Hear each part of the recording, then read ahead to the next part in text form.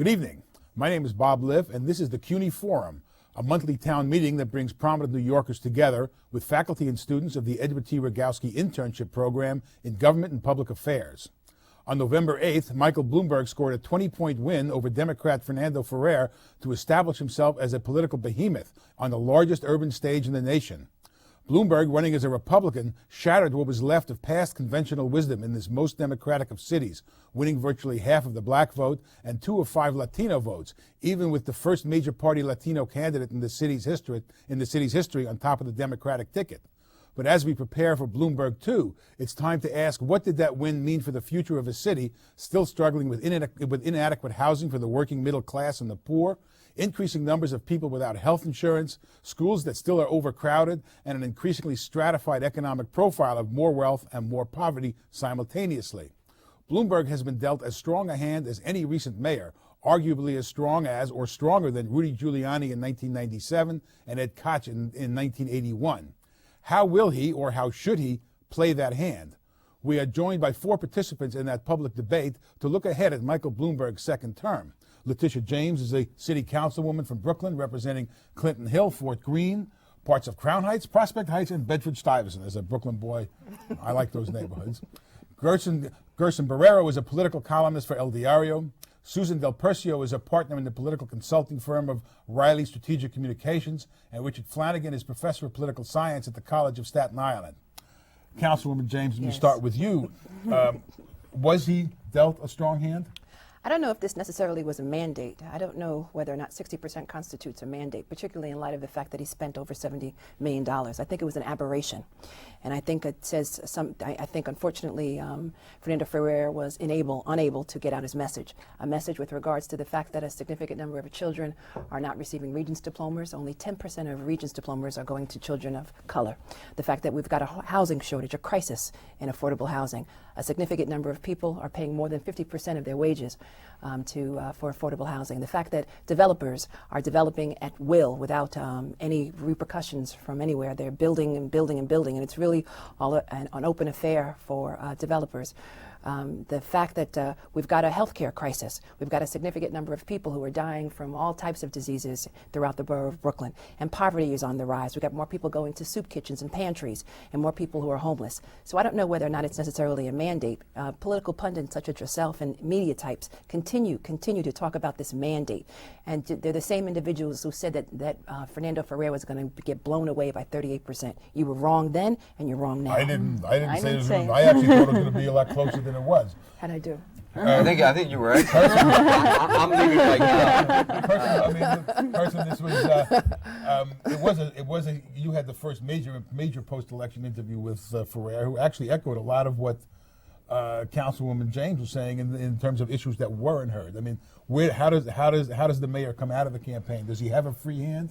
I don't think he has had a free hand in the first 4 years, but he didn't listen to anybody. This is the kind of guy who you talk to, and he smiles and he keeps walking, and you figure that with his money, he can afford to do that. He's acting as a chief executive officer of a private corporation. This happens to be a $3 trillion business, or how many trillions of dollars is it that New York is worth? And when you look at New York City government, they may have a $52 billion budget, which, by the way, right now, one of the things he first has to define is it a $4.5, $5 billion, or is it a $3 billion deficit? Nobody knows what the deficit is because he's refused to talk about it. So let's start with that. Let's also start defining what affordable housing is, which none of the Democrats actually said, the 4 Democrats in the primary, which is shameful. Everybody keeps talking about affordable housing. I can't afford what I pay.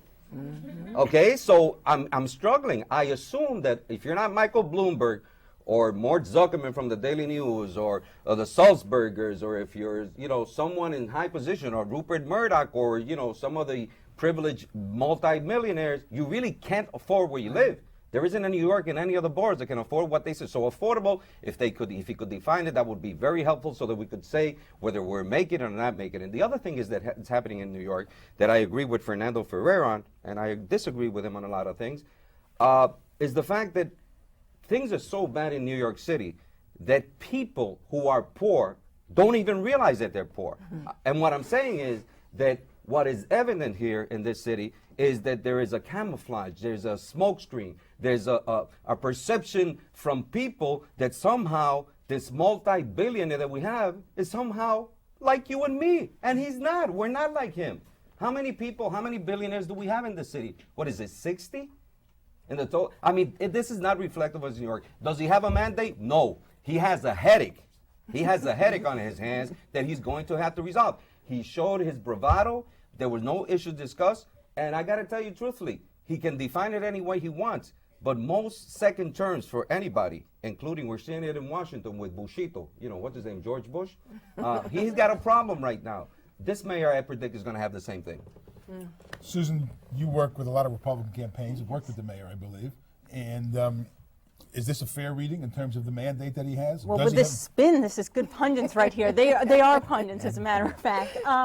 He has a clear mandate. There's never been anyone elected with such broad support as Mayor Bloomberg. Across the board, he reached out. He built coalitions that people never thought were possible. He brought coalitions. No, oh, come on. Amen. No. We're going to be nice for a little. No, right. I'm not nice. I don't have to be nice. I have to be nice. I usually don't lose control of the show quite this early. That's right. He did. But please. He did. No, and there was a wide consensus on this. And regardless of how you think, did he spend a lot of money? Absolutely. No one's going to argue that. But the fact is, Freddie Ferrer did not have a message. And Bloomberg, looking at his second administration, he's going to do it the same as his first. He has things that he has an agenda. Education was one of them. Affordable housing has been one of them. Economic development has been one of them as well. And these are things, he said, judge me on education, and he's worked on it. Is it perfect? Absolutely not, but he's going to continue to work on it. He wants a good legacy. This is a guy who doesn't need the job. He can manage on his own. He wants the job, and he wants to do well for New Yorkers. There's no other reason. Richard, we've heard about a lot of the problems. Ferrer had trouble getting traction and getting that message out. You look ahead at Bloomberg 2. What's on the agenda? What can he accomplish? What can't he accomplish? Well, it's a double-edged sword, I think. I mean, he has a lot of freedom because he paid for his own campaign. So he doesn't owe a lot of people in town. But the double-edged sword is he doesn't have a lot of friends. So he has the freedom to tackle any issue that he wants, but he doesn't necessarily have the widespread support to sustain reforms. And I think that's particularly true on education. He's made that his #1 issue. New Yorkers say that's the most important issue facing New York City. I think the jury's out if he'll have the support of teachers and parents over the next 4 years to sustain what he's attempting to do. I find that actually kind of interesting that you say that, because when he first ran, he actually had no support, and he ran independent. That was one of his things. Except I will Susan, not be beholden to anybody. Right, except Susan, so, I mean, arguably he was not elected. Mark Green was rejected, and he was credible enough standing there. On January 1st, I saw but. Mike Bloomberg. That's right, but I mean, sworn in as but mayor. as a political reality, it wasn't. I don't think he was elected so much. But he also has a debt. He has a debt to a lot of individuals who endorsed him. But the fact is, there's a lot of special interests who endorsed him who were just expecting to follow up on that point, though, is when he came into office, he came in under those same circumstances, not beholden to anybody.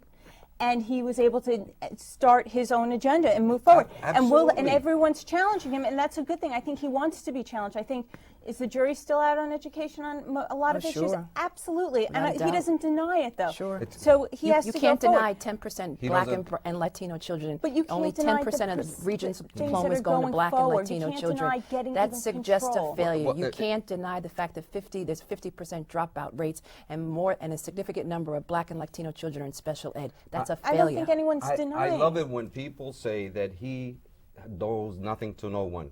Everybody owes to him because he bought everybody. So he bought Democrats, he bought the unions. There was not one peep. Did you hear one peep from any reporter about the 20 unions? I think there were 20 at least that endorsed the mayor. And it's incredible, from DC 37, which got all of a sudden a 1% gift that they had in their contract. And you go down the line to every union that's going to get something, including the UFT. Do you think that Randy Weingarten didn't work this out? Exactly. I mean, come on. This is shameful. So you're right. Nobody owes him anything because he bought everybody. From unions to elected officials to Democrats who shamefully just crossed the aisle, the partisan aisle. This is supposed to be a Democratic town. I think that Democrats in name only, they're dinos. And in fact, I think that there's a problem here when you have a person who gives this the perception that in fact he's doing things for the good of everyone. Economic development. I'll tell you what economic development is. The West Side Stadium, the Olympics, Bronx Terminal Market, the Nets in Brooklyn. Thank you. These are in total, I think my estimates are around $9 billion. Yes. Are any of us going to benefit from that? No. Only a few that will get jobs, temporary jobs, the unions, kissers of feet, let's say. I don't want to say something nasty, but they wind up getting temporary jobs. This is not economic development. These are playthings for his friends. Except, Yeah. Come on, seriously, economic development. Come It's on. not. I can't think of anything more insulting than saying that the unions were bought from the They were. pipeline. You know what? It's I'll something say to it. the I'm the one members of those insulting. unions. They sold their souls. They sold themselves out. wait, And wait. you- Go ahead. And I find that Are you a absolutely union member? ridiculous. Are you a union member? No, I'm not. So then you shouldn't be. I have- Yeah. Then, you know. Are you a union member? Oh, no, I'm not. This But case- I Does also- that make you- but I also not. you see? But I'm not saying. But you're saying that it's insulting. Why is it insulting? It's Person, just wait, like it's person, insulting wait. to say that the voters of New York were Well, the New York bought. They Post, weren't the New York bought. The New Post York said voters that are the New independent. York Post said that 1199 was after something that the mayor didn't give him. That's why they endorsed it. So that's okay. That's okay to do it. To insult Wait. the 1199, You know, you the talk largest about- union of hospital workers. That's okay for you.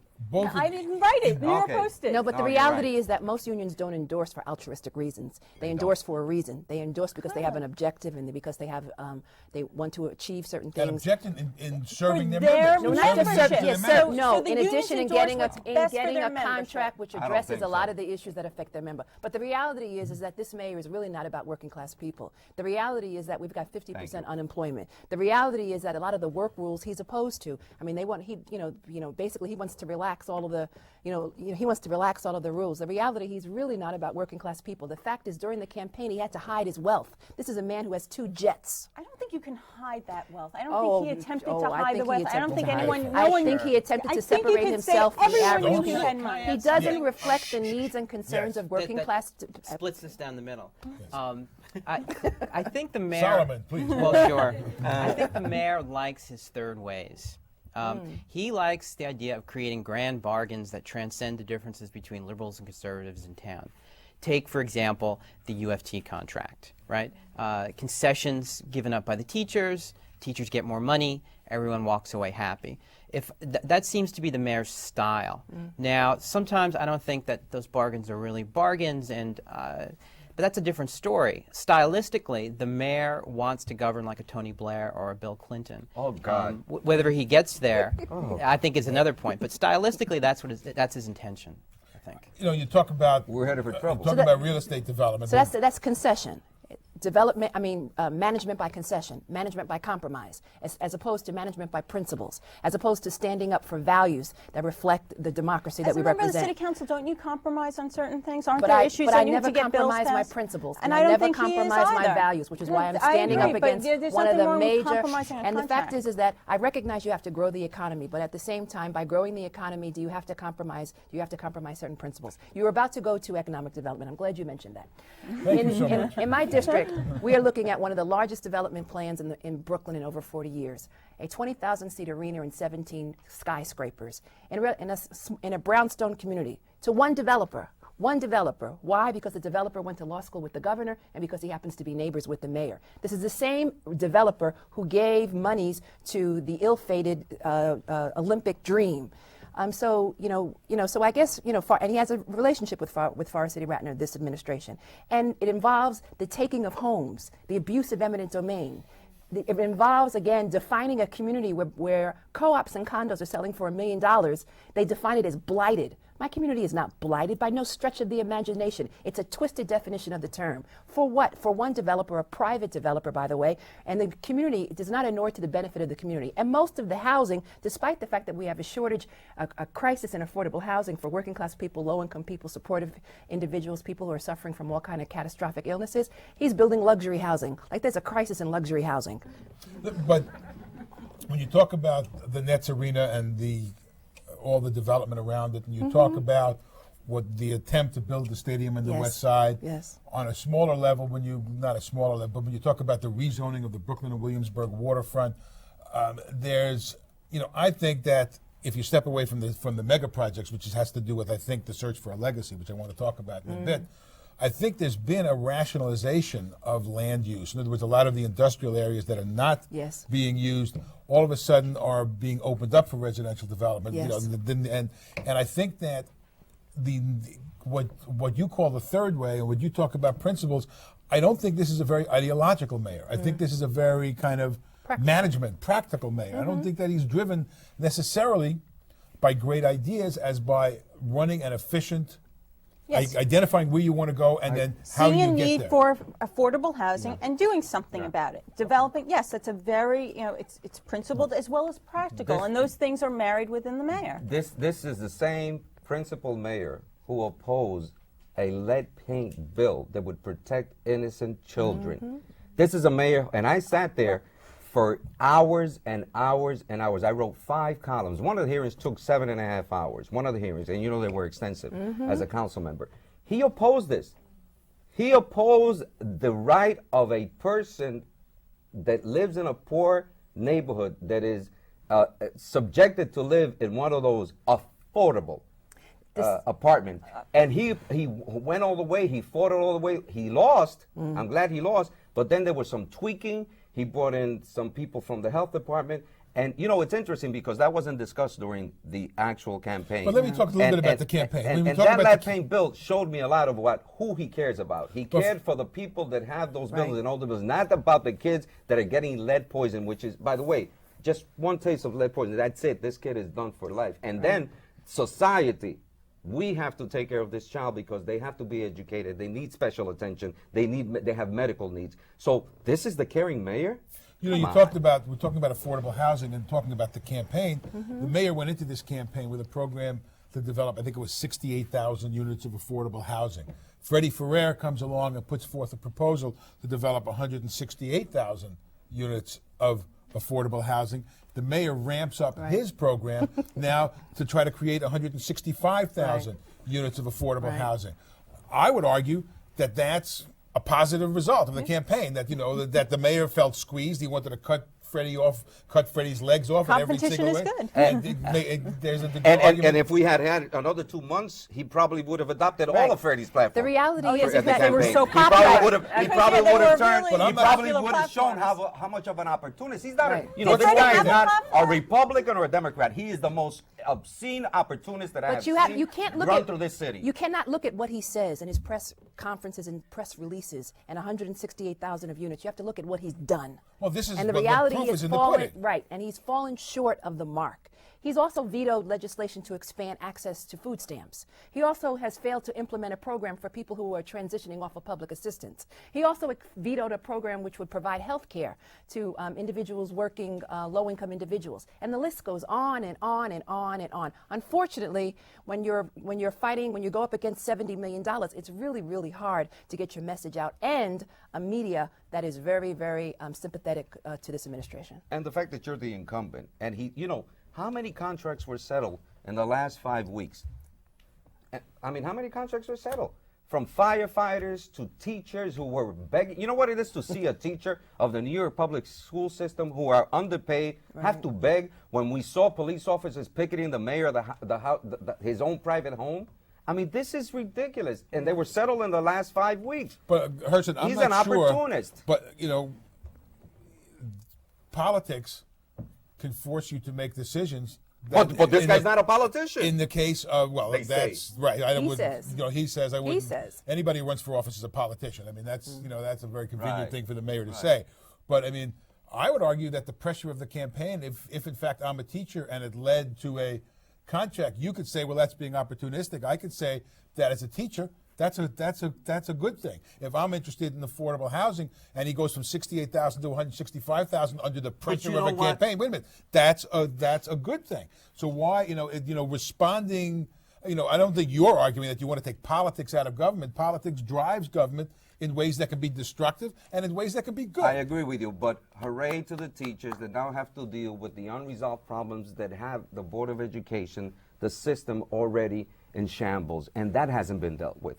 With the teachers in high schools that have to deal with kids that are not making it or dropping out.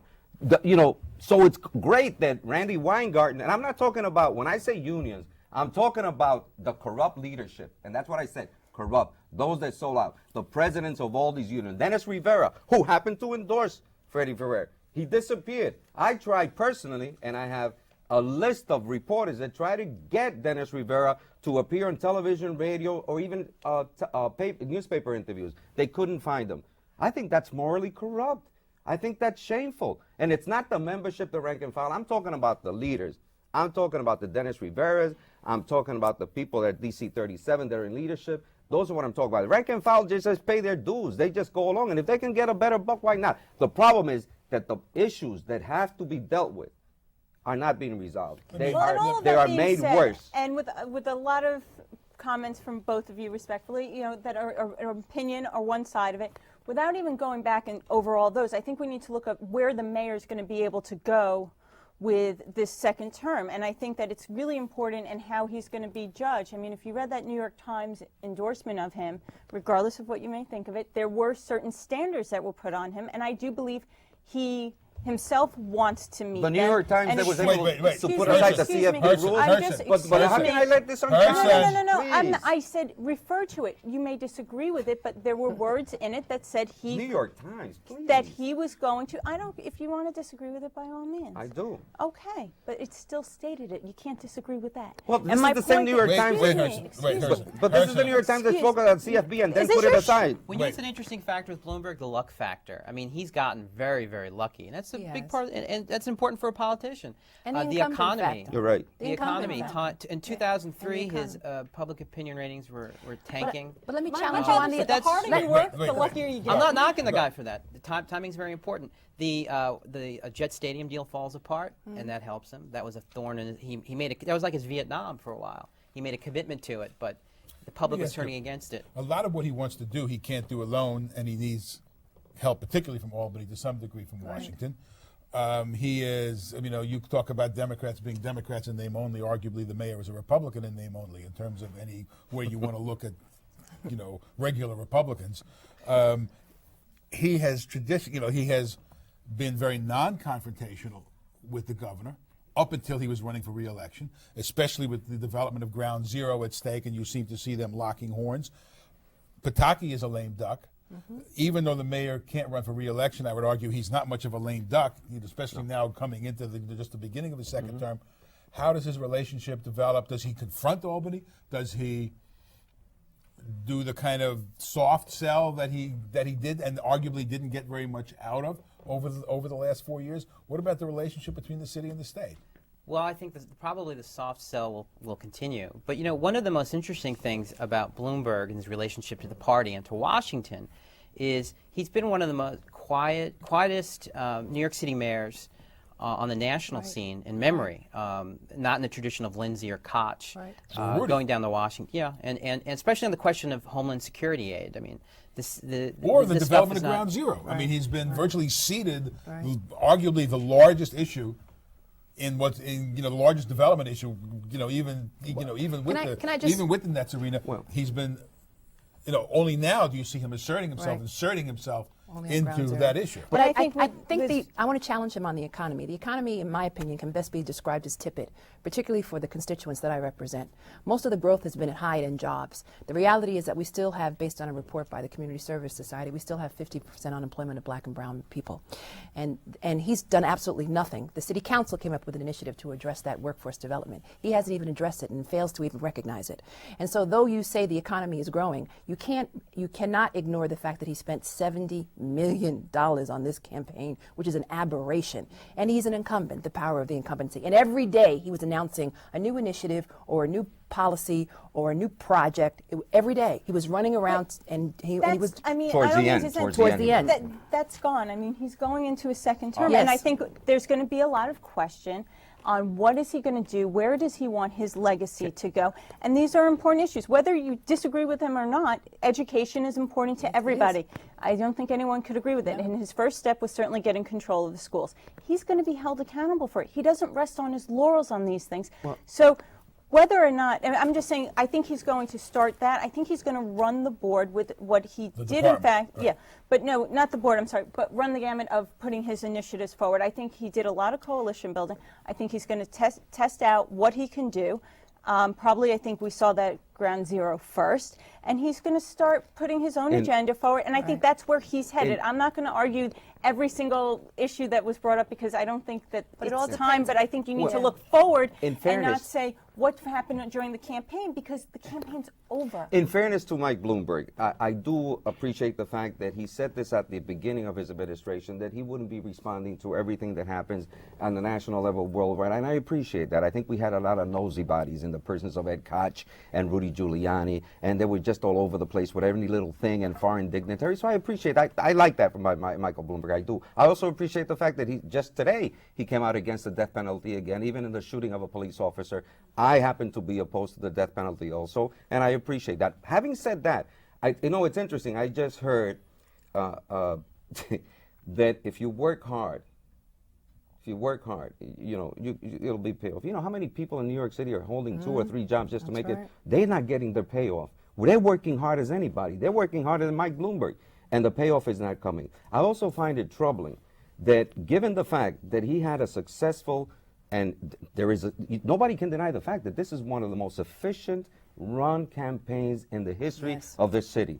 Money, partially was his record, but selling of that record, and it was due to the money. So having said that, I am really frightened that now with the so-called mandate that people that support him think he has, that he's really going to be even more abusive in getting these massive mammoth projects that really don't connect with the average New Yorker. For example, the whole crisis that we have with the problems in the New York City subway system. Has anybody ever found out what happened with that so-called alleged terrorist attack on October 6th, Thursday? The media never questioned him. The media never has been able. John Liu won't even hold a hearing right now about what really happened there. And how do we deal with a real terrorist attack when it should occur?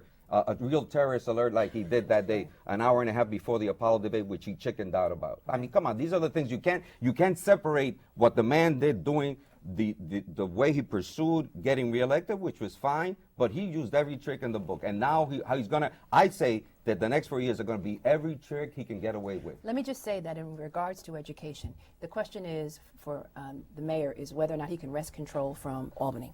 And I don't know whether or not he can do it with this soft approach. The reality is that him and the chancellor have been talking about removing the cap on charter schools. They're proponents of the charter schools, and they want to remove this artificial cap in Albany. And the reality is, we all know that he has a strained relationship with Shelley Silver, the Speaker of the New York State Assembly.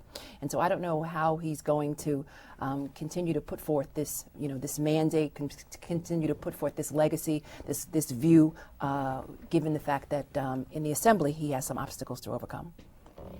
Let me go to a question. Tell us your name and the campus you're from, and speak up, please. Hello, my name is Jennifer Garaguso, and I'm from Queens College. And my question is directed to all of you. What impact do you feel have welfare reform policies had on households with children, specifically in terms of child well-being as measured by educational achievement, physical and psychological health, and living conditions? And what steps do you feel should be taken by the mayor to work with the state on welfare reform to take steps towards improving these conditions? There's a nice small question. As I mentioned earlier, there's an initiative where the mayor was supposed to provide job training skills to individuals who are transitioning off of public assistance. Unfortunately, he's not implemented that program. He was to provide them college training, college courses, job training skills, child care services. Unfortunately, in the city of New York, that has not been implemented. And you cannot track the number of people who are transitioning off of welfare. I don't know where they're going. I don't know whether or not they're getting a job, whether or not they're getting a job in one of these behemoth projects, or whether they're getting a job in McDonald's. And we have to track these individuals, and we have to uncover where they're going, whether or not they're going to the pantries, to the shelters, to the streets. We just don't know. Anybody else want to jump in on that? Yes, sir.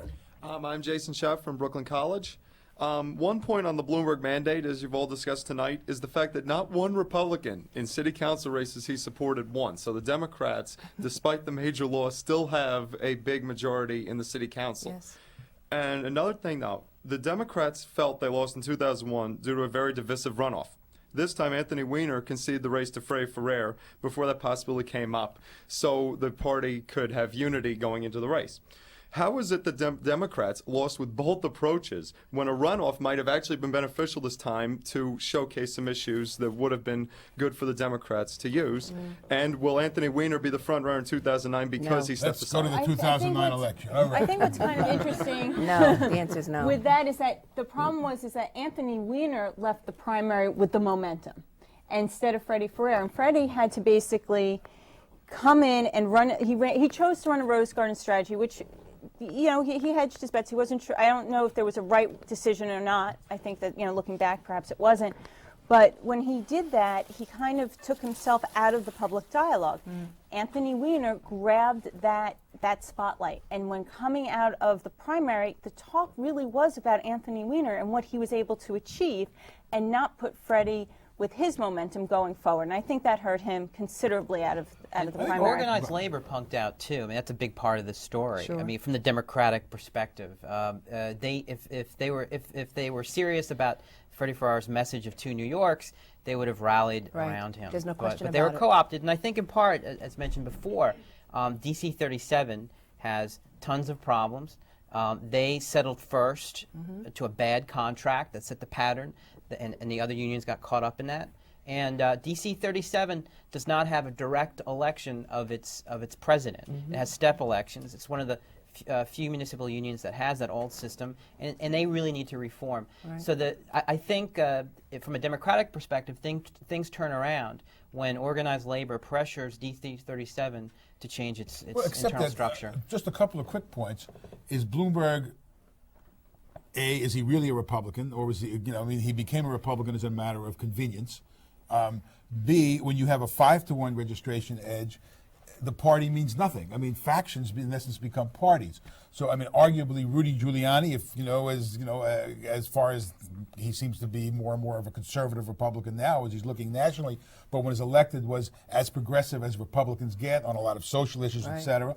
So, I mean, these are not national Republicans, and I'm not sure that party label, especially in the election of an executive, means nearly as much as winning all those council races, winning Suffolk County for the first time in the history, winning Brookhaven out in Suffolk County, Democrats have never controlled, winning the election in New Jersey, winning the election in Virginia. I mean, and Michael Bloomberg, who was hardly the poster boy for national Republicans, to claim that as a Republican victory. Right. I don't know that works. I don't know that you know, flies. you're right, because I can recall during the debate at the Apollo, Agnew said that he was the genuine Republican and that Mayor Bloomberg was a fake, and that individuals should vote for him in office, and that he had not been supporting the Republican agenda and the conservative agenda, and therefore he was just a Republican of convenience. I tend to, somewhat agree with him. There was a lot of discussion coming out of the Democratic side saying that Michael Bloomberg trying to link him to George Bush, so therefore he is a Republican.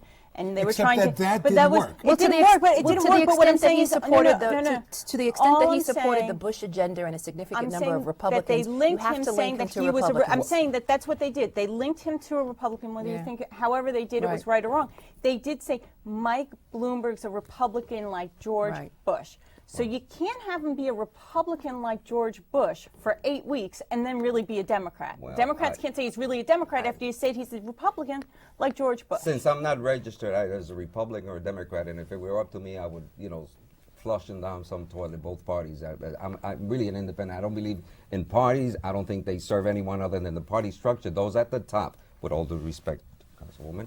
She's a member of the working family. But I'm saying parties in general. But let me just say this. I think that with Bloomberg, you have to realize that Michael Bloomberg, if he were to tell the truth, he couldn't work as a Republican. He knew he wouldn't fit in there. They wouldn't give him a shot. As a Democrat. As a Democrat, I'm sorry. And he said, well, let me go to the other party. So when you have a person that is so willing to switch from one side to the other, I'm sorry, that's an opportunist. I don't mean an insult to him. But he just went to where he could. I'm not saying there's anything wrong with it. But let's tell the truth. Is he an opportunist? Is he an opportunist, or is it an indication that parties are not this kind of demigod organizational principle that they were 50 years ago? No, but to the extent that the rich, in my opinion, are only interested in the needs and concerns of the haves as opposed to the have-nots. To that extent, he is a Republican. And he only appeals to people who have. He does. He has a problem, and he's not even comfortable with poor people. Well, the fact that I mean, there's he a has lot a- of and he rich has a- politicians who are very, very progressive. Well, You he's know, also- But he's not one of them. There's something else. Yes, but he's not one of them. He is not one of them. ahead, I'm And the sorry. reality is that you link his money to Republican cause, but in terms of him being a Democrat or being Democratic values, I mean he is a Democrat with a small D, not a capital D.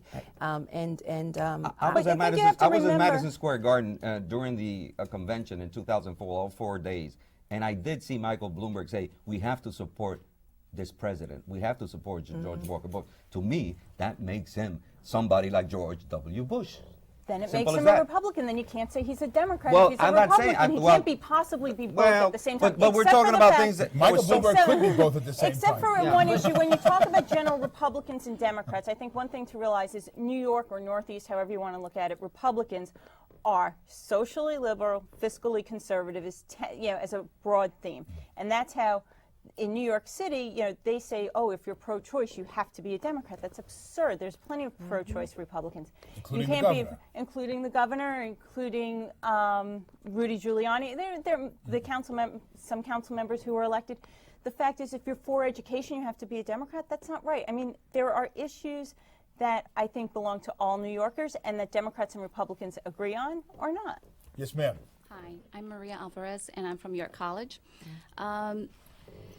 I'm a single mom, and about 75% of my income goes towards my rent. So can anyone define for me affordable housing? Excellent question. Excellent question. And if you look, and you can take all 4 Democratic nominees or aspirants as the ex-nominee, not one of them. I asked the question several times on the campaign trail, and to their shame, and to Michael Bloomberg's shame, no one can say or define what it is. When you pay, I mean, you as an example, 75% of your income being paid to rent to some person who probably owns it, that is getting all kinds of tax breaks as a landlord or a corporation who really doesn't deserve it. Now, this is the real New York. This is the New York that Michael Bloomberg refuses to see. Right. The one that he dreams about, this New York that has people, developing, as you suggest, condos and skyscrapers for multi-billionaires, for people making $250,000, $300,000 a year. That's what he's thinking about. Right. Those are the people. Now,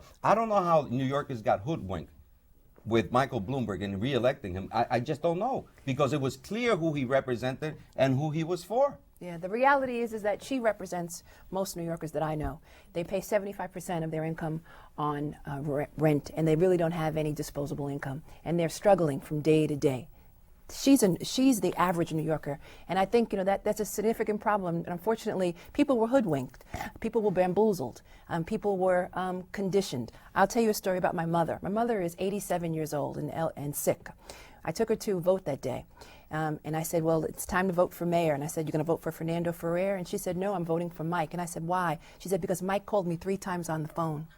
So when all the Democratic council members were elected this term, were they also bamboozled? I mean, are voters just No, still, you've got, do they not know no, what's the going on? reality I mean, is you that you've can't got say some that. city council members who are practical individuals. But my point is you can't go out and say New Yorkers are bamboozled. I think the average New York voter is an But of course they intelligent, were bamboozled. thoughtful. Nobody spent How can $70 you say million. that? Nobody. I could run for mayor and win with $70 million. I What bet are you you talking? could. I bet you could. What are you talking about? But it's a Come on. context. Then we have By the Governor way, you were right Napolitano. on your analysis and your interpretation of what happened during the Democratic primary. Let's get back to 2009 just for a minute. I'm going to disagree here. To me, Anthony Weiner represented the most interesting of the candidates, and I think that he's going to give Billy Thompson a run for his money, and he's going to give Adolfo Carrillo his money. There's another little problem here that people haven't realized. By re-electing Michael Bloomberg and not electing, remember what happened to David N. Dinkins, very decent man who was really a good mayor, and what the media did to him and what he wasn't allowed to do. There will never be in my lifetime, and I don't think that anybody that is right now a student at CUNY, there will never be another Latino nominee, and there won't be another black mayor here in this city.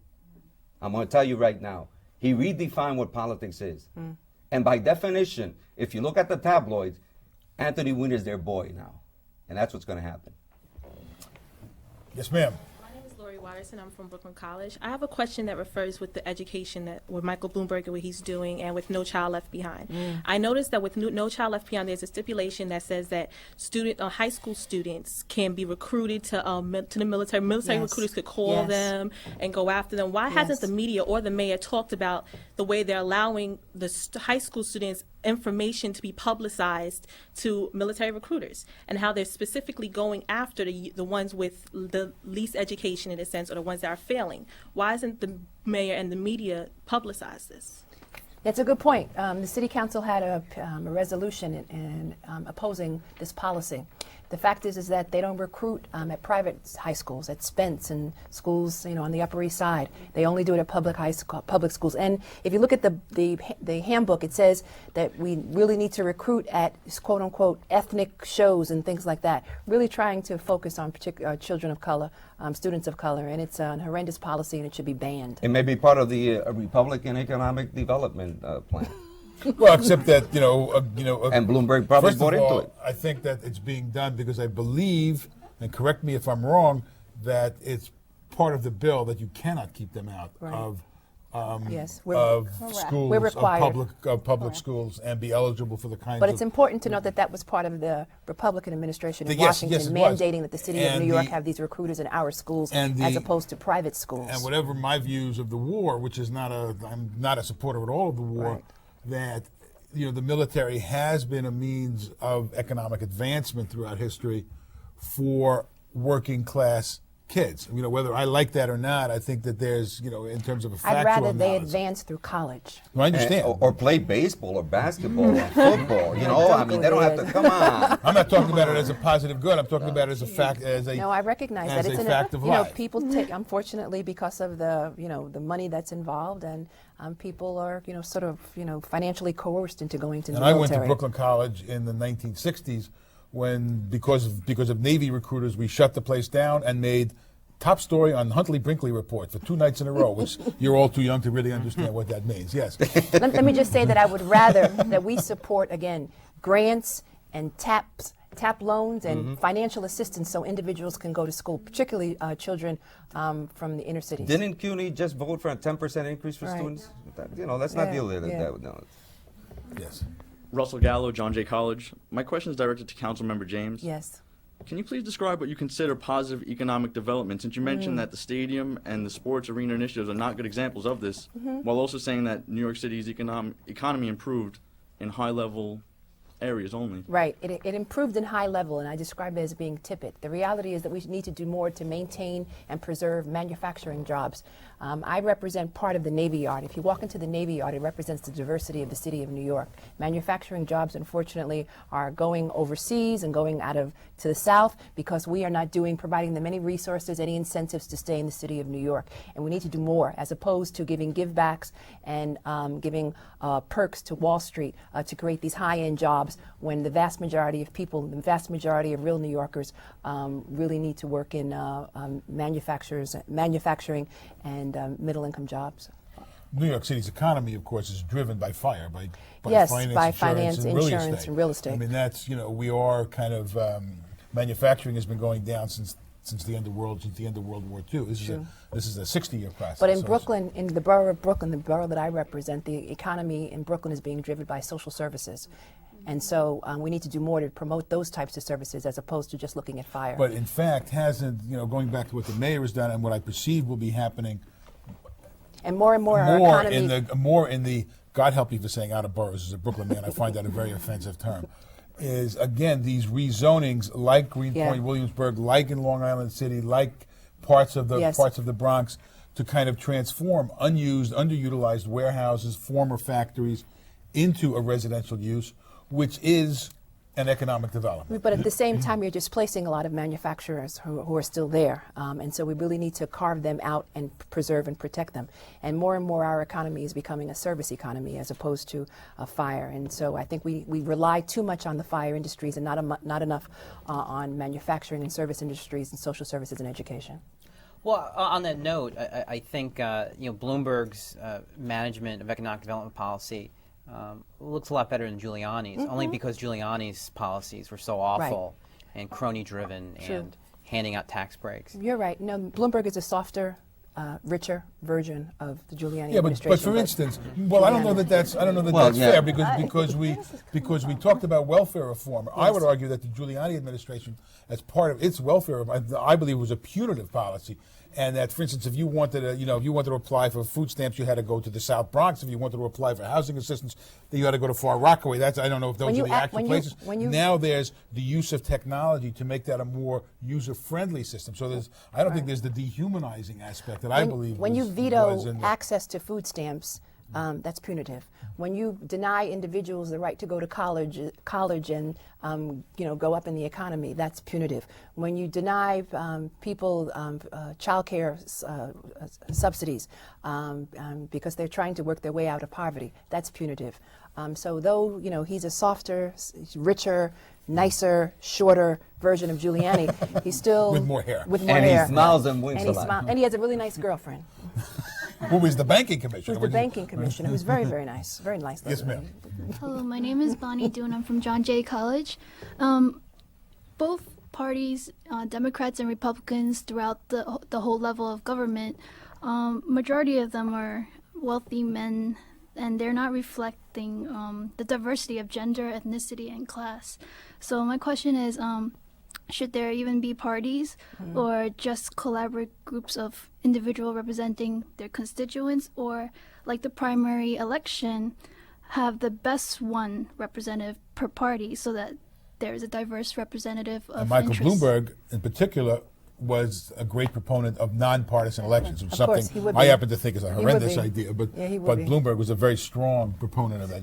I just the body that Apparently not. the council member sits on, has only 15, if I'm not, Yeah. 15 out of 51 members. Just let's deal with the gender aspect, which is also happening at the state level legislation. You know this already. This is why you asked the question. And you look at the Senate and the House of Representatives in this country. I think that the problems that we have in this country is in fact because men are running the shop. I think women are not represented fairly. They do turn out to vote more than men do, but we don't let them run. There hasn't been the two candidates. I remember Carol Bellamy, Liz Holzman, Ruth Messenger, very good candidates, especially Ruth. They didn't get a fair shot. Somehow we don't trust women, and I think they would do a tremendous better job. And I think that they're more effective. The 15 women that have right now in the city council, principled, intelligent, running committees, and I think that, the guys should learn something from this. And I don't know what's happening in terms of the parties. I think that there should be, on the nonpartisan elections, I'm still thinking about it because, like I said, I'm an independent voter. And I think parties were built and are built and structured to maintain those that run the parties in some kind of power. What can I say? Women rock. Period. We agree. Yes, dear. Sorry. But I think it's interesting when you come to actually the issue of women in government. In New York City especially, you actually probably have the highest representation of women through the city in the city council as well as the assembly and the Senate. There are quite a few elected. As far as minorities, I would say that's, again, you have to look there, and there's probably not as much diversity. There's certainly not any Republican minorities that I'm aware of, or female for that matter. So I think, yes, the parties need to look in. I think there's been issues on both parties, though. But the Democrats this year, they put up a Latino candidate, a black female candidate. I think those are positive steps. And I think that, Republicans right now, whether you look at the gubernatorial level, there's African-American candidate running on the Republican line. And I think people are looking for diversity, and the parties need it because those party bosses are what people are sick of, and I think those are going to start tearing it down. The councilwoman here is a perfect example of barging in and taking control of of really looking and breaking up the old boys network. And I think hats off to you because you really did quite an amazing job fighting that, and and we're still fighting it. We're still fighting it. As a representative, that's great. There's days when you walk into City Hall and people don't even recognize you're there. There are days when they put out newsletters and not one woman elected official is reflected in the newsletter. There are days when we have hearings and there are no women listed. And every single time that happens, they have to be called to task, and I do it each and every time. They have to be confronted with their own sexism each and every time, and with racism. And we must continue to fight fight this. But understand that there is a feminization of poverty, not only in the city, but throughout the nation. And we need to do more to provide more support services to women. Perhaps President Clinton, I don't mean Bill, I mean Hillary, will take The care of H that. factor. We were talking before, let's talk a little bit, because we are trying to, I think we've done a pretty good job of not just looking back and looking forward a little bit, even as we rail, as we tend to do. Michael Bloomberg, I believe, and along with a number of his deputy mayors, are looking for a mandate, are looking for a legacy. I think the West Side Stadium and the Olympics was in many ways the legacy that they dreamed of. He's got a shot, Bob, to do something really in education. Education. I think that if he really focuses on education and does what his mouth lets out, what his words say, I think he could really. Let's remember that he took over. He's got control, mayoral control, but that didn't start with him. You know that Ed Koch fought this all the way. So did David Dinkins and Rudy Giuliani. He came up to pick up the what they had actually planted. But having said that, he does have. There is no excuse for Michael Bloomberg to be known, his legacy as an education, to solve the problems that are really need to attending to, including a considerable attack and management and reducing the dropout rate, which is real. It's and real. that actually leads into another legacy of economic development. I mean, the fact is you need a good workforce. You need well-educated. I mean, the issue There's no was question kind of about started it. under Giuliani. First, you need to make the streets safe. Then you have to get the schools going, and then you can have a vibrant economy. no question. And I think that that's also part of, part and parcel. And I think the education, you're right, is going to continue to be a signature issue. I think education will be his legacy, but he can't deny that there are educational disparities in the city of New I don't York. think he has. I think we can argue over that. I don't Well, think he he's did- ever well, said he that the did. education system is can great. argue over It's that. perfect. I've never heard him say that. There are degrees. I have a lot of respect for the mayor, but there is a degree. There are times when he has a tin ear on things. When he talked about poor people Yes. having as good health care, Right. for instance, as rich There's a people. disconnect. There is a disconnect. And so what he needs to do is, again, focus on the fact that, again, only 10% of Black and Latino children are receiving Regents. He has to go to Albany and fight to release the cap on charter schools. He has to reduce classroom size, and he has to provide more resources and raise his voice on the Campaign for Fiscal Equity lawsuit and making sure that we get our fair share. And if he does that, then he'll have his legacy. And again, building more high schools and more middle schools. What's getting lost in the shuffle, though, with the education debate is money and resources are being poured in, are moving into K through 12, but CUNY and SUNY are taking real hits. Yes. That gets forgotten about. But I think the most You're important. playing to the audience. Well, a little bit, or my employer. But what I think that. And it's also our future, and it's also the future of the city. But this is a little strange, but one thought I had, if Bloomberg really wants to leave a legacy, he should anoint a successor, run him in a Republican primary, and front him $100 million. That's what I would do. I'm available. That's what the Democrats are hoping for. They're the anointed one. That's not such a That's what crazy Billy idea. Thompson wants, and that's what Adolfo Carrion wants. But precisely, and this is And my Anthony Weiner, I argument. guess. This is my argument that kind of undercuts my view of him as a Republican mayor. Is Rudy Giuliani never anointed a successor? There is no Republican bench. Michael Bloomberg, a year out, said, "I can't get the Democratic nomination. I'm going to sign up with the Republican Party, and I'm going to throw $75 million into my 2001 race." And as always happens, the Democrats did their firing squad in the circle, and when they all fell down, he was left credibly enough to be elected. There is no bench for the Republican Party at the executive level, but there is somebody else. There is another Bloomberg, maybe not a 5, 6, 7 billion, billionaire, but it's going to be kind of. I don't see Michael Bloomberg tapping a successor. Do you? I mean, you've been around this. Well, I think you're right when you say very rarely do you see an outgoing mayor tap a successor. I think there's going to be issues within the party. You're going to see, as far as the Republican Party goes, you're going to see. People start making noise probably a year or two from now. But I would like to go. I mean, who do you think? You have any names that come to mind? I think there's going to be names, people who are going to start showing interest. I'm not going to go into Dr. names Rolf. right now. But I will say I there's don't one think so. interesting thing that you said about the Democrats really, forming a circle and firing. They really didn't do that this year. Not this and year. they really actually did not get enough agree. credit for not being a divisive primary. They really were respectful, and I never thought, to be honest, that we would have so much discussion of issues in that primary.